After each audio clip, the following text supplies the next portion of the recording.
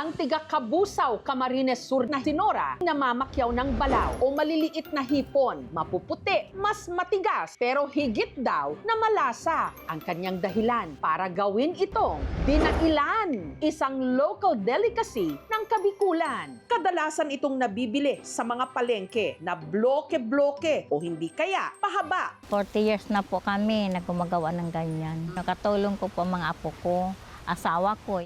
Ang paggawa ng dinailan, hindi raw madalian. Ito pong 2 kilong asin, sapat na po ito sa kalahating banyera. Pag madami naman po ang asin niya, mapait po yung dinailan niya. Hinalo-halo ito. At saka nilagyan ng pampakulay. Mababawasan po siya po. Ang hinalong balaw, isinalin sa sako. Ito po, dito may po ito linalagay sa kawayan para po bukas, wala na po siyang sabaw. Kapag natuyo na ang binilad na balaw, 1 oras itong babayuhin sa tinatawag nilang luba. Siguro mga 3 kilos to. Para po mabilis, makapino talaga to.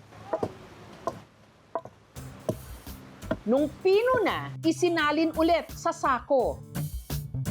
Tatalian ko. Para kinabukasan po, ilalagay ko na po dyan sa labas. Dito ko na ilalagay, B. Matutuyo po agad to. Ganito po paglalagay ng alamang sa topping para hindi po sila magdikit-dikit para madaling matuyo po siya. Umaga raw sila kadalasang nagpapatuyo ng mga dinailan.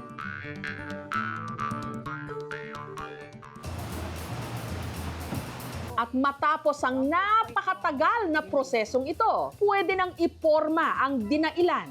Ito pong bilog, 1/4 po. Ito naman po, mahaba, 1/4 din po. Wala pong kinalaman sa hugis, sa kilo po.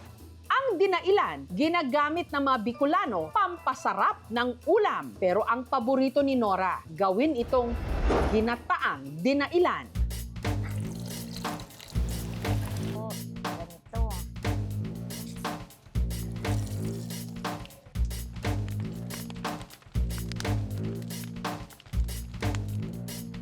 Lalagay ko po itong pinya.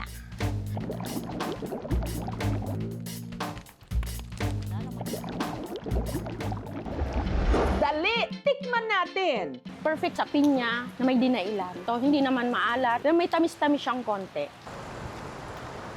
Ang ibinabagsak na banye-banyerang balaw, mga bagong huli ng mga tinatawag nila piloto, gaya ni Willie. Mula po rito, mga 2 oras sa bangka, kung driver.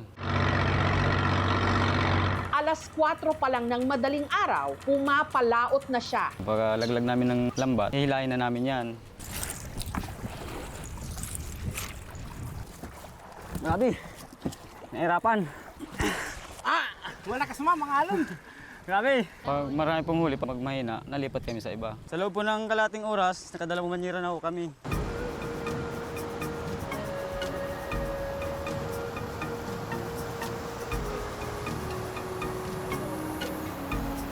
Tuwing Enero hanggang Marso ang season ng balaw dito sa Camsur. Kaya pagpatak ng 1:00 ng hapon, ang mga tiga-barangay Castillo sa Kabusaw, Camarines Sur may strategy para manalo sa kanilang bidding o tawaran sa bibilhin nilang banye-banyerang balaw. Sige na, tama sa rumbanyera nga ni. Apolo. Patong 120. Ang bidder na si Marlon hindi raw papadaig. Parang laro lang yan pag ako nasa spaceport. Patong 120. Pag maganda yung alamang, dapat makuha mo. Pag hindi ko yung nakuha, sayang. Ngayong araw, nakabili ako ng sisintang banyera. Halagang 550. Isa. Hindi patong laloy, patong. Mula Fishport, ang mga naipanalong balaw ni Marlon diretso sa kanyang kamalig. Kung saan niya ito inasinan o inaalamang.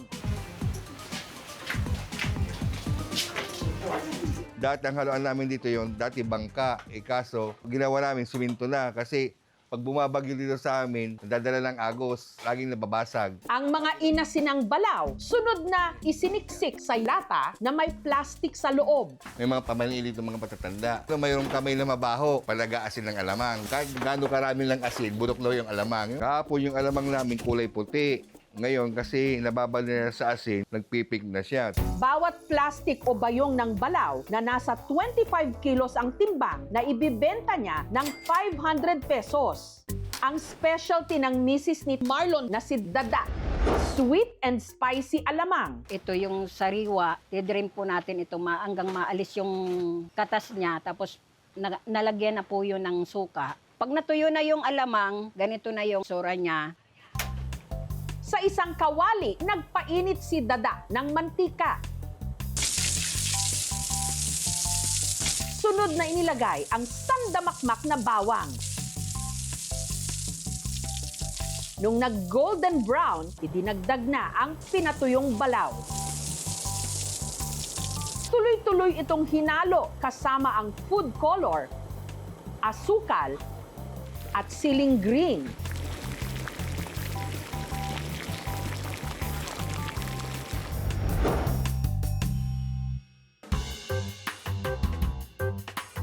Perfect siyang i-partner sa mangga. Gahalo yung tamis at asim.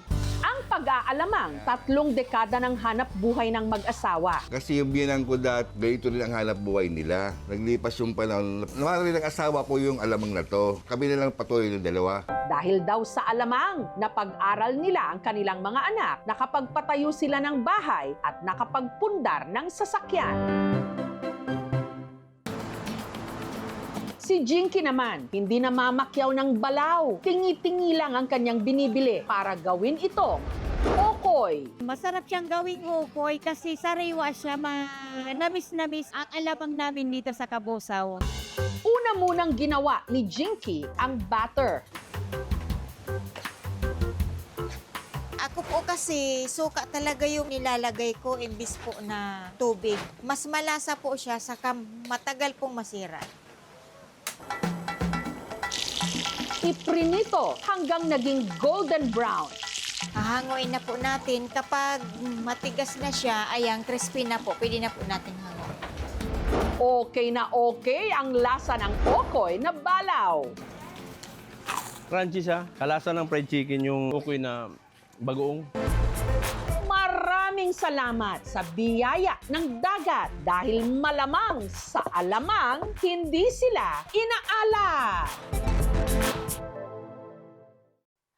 Thank you for watching mga kapuso. Kung nagustuhan niyo po ang videong ito, subscribe na sa GMA Public Affairs YouTube channel and don't forget to hit the bell button for our latest updates.